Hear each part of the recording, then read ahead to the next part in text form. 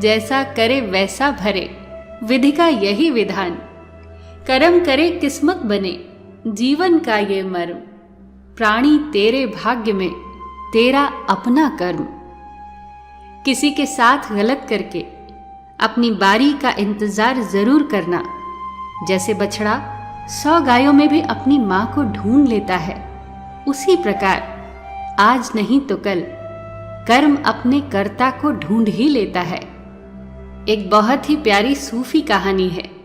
एक चोर रात के समय किसी मकान की खिड़की से भीतर जाने लगा।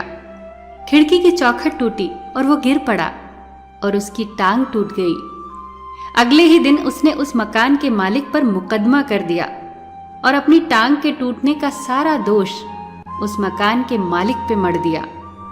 मकान के मालिक को अदालत बुलाया गया तो उसने अपनी सफाई में कहा कि इसका जिम्मेदार तो बढ़ई है जिसने ये चौखट बनाई। अब बढ़ई को बुलाया गया, उसने भी सफाई दी कि मकान की दीवार ही कमजोर थी, चौखट टिक नहीं पाई।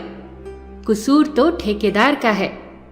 जब ठेकेदार को बुलवाया गया तो उसने अपनी सफाई दी कि जब मैं ये दीवार बना रहा था तो एक महिला वहां से गुजरी थी और मेरा सारा ध्यान उसी ने आकर्षित किया था, इसीलिए इस दीवार में कमी रह गई।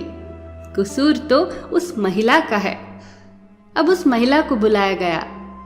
महिला ने कहा, मेरी तरफ तो आज तक किसी की नजर नहीं उठी, वो तो उस दिन मेरा लिबास तंग था, शायद इसीलिए ठेकेदार की नजर उठी। कसूर तो दर्जी का है।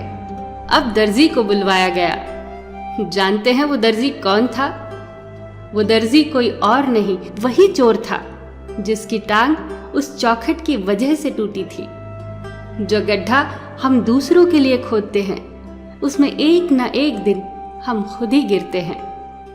मन की सोच यदि सुंदर है तो सारा जग सुंदर लगेगा। चेहरे की चमक और घर की ऊंचाइयों पर कभी मत जाना। जिस घर में बुजुर्ग मुस्कुराते मिले तो समझ जाना अमीरों का आशियाना है। मानव कितने भी प्रयत्न कर ले, अंधेरे में छाया, बुढ़ापे में काया और अंत में माया किसी का साथ नहीं देते। ईश्वर ने कान दो और मुख एक ही बनाया है, जो इशारा करता है कि सुनो ज्यादा और कहो कम। जब आप बात करते हैं तो आप केवल वही दोहराते हैं जो आप पहले से जानते हैं, लेकिन जब आप सुनते हैं तो आप कुछ नया सीखते हैं। इन बातों पर जरूर गौर करना। समझदार और बेवकूफ दोनों में कुछ न कुछ कमियां जरूर होती हैं, पर समझदार लोग अपनी कमियां खुद देखते हैं और बेवकूफों की कमियां दुनिया देखती है। किसी को भी नसीहत दो तो अकेले में दो, वो संवर जाएगा।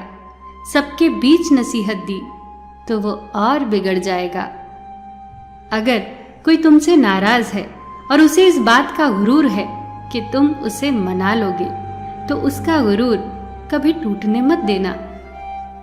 आप होशियार हैं कि अच्छी बात है, पर किसी को मूर्ख न समझे ये और भी अच्छी बात है। मजाक और पैसा काफी सोच समझ कर उड़ाया करो। इतना मगरूर न बन। मुझे वक्त कहते हैं, मैंने कई बादशाहों को दरबान बनाया है। दो चीजों को कभी व्यर्थ न जाने दो, अन्न के कण को और आनंद के क्षण को। हंसिए, जी भर के हंसिए। केवल भाग्यशाली लोग ही हंस पाते हैं। हंसी तो परमात्मा का वरदान है। हंसी एक आनंद है, एक उत्सव है। उदास होकर कोई भी कार्य न करे। उदासीनता मन का रोग है, उसे चिकित्सा की आवश्यकता है। प्रफुल्ल रहिए और धीरे धीरे जैसे जैसे आपके जीवन में हंसी की किरणें फैलने लगेंगी, आप ये देखकर चकित रह जाएंगे कि सृष्टि में कितना कुछ है हंसने को। जिधर देखो उधर हंसने की घटनाएं हैं। बस इसके लिए एक दृष्टि चाहिए, सही दृष्टिकोण चाहिए। सबका ख्याल रखिए, पर अपना भी ख्याल रखिए। हमेशा मुस्कुराते रहिए, कभी अपने लिए तो कभी अपनों के लिए।